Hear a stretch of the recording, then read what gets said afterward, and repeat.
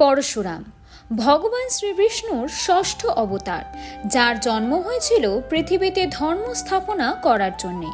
কিন্তু কেন তিনি নিজের মাকেই হত্যা করেছিলেন?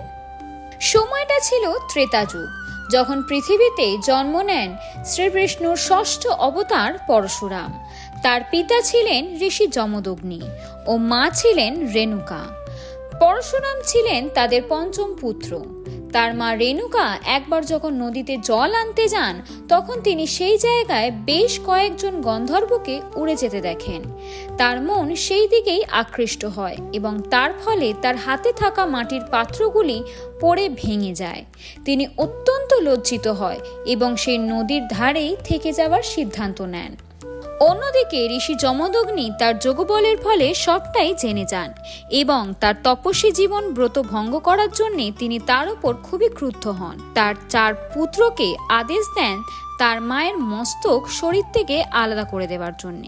কিন্তু তার এই আদেশে কেউ রাজি না হওয়ায় তখন যমদগ্নি তার 4 পুত্রকে শাস্তি স্বরূপ পাথরে পরিণত করে দেন।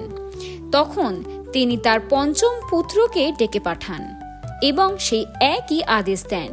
পিতার ক্রোধ সম্বরণ করার উদ্দেশ্যে বিনা বাক্যে পরশুরাম তার কুঠার দিয়ে রেণুকার মাথা শরীর থেকে আলাদা করে দেন।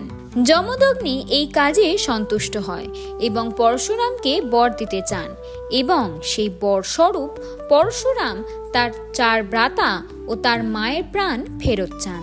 আরও এরকম অজানা তথ্য জানতে হলে সাবস্ক্রাইব করুন আমাদের চ্যানেল ফ্রেমবন্দি।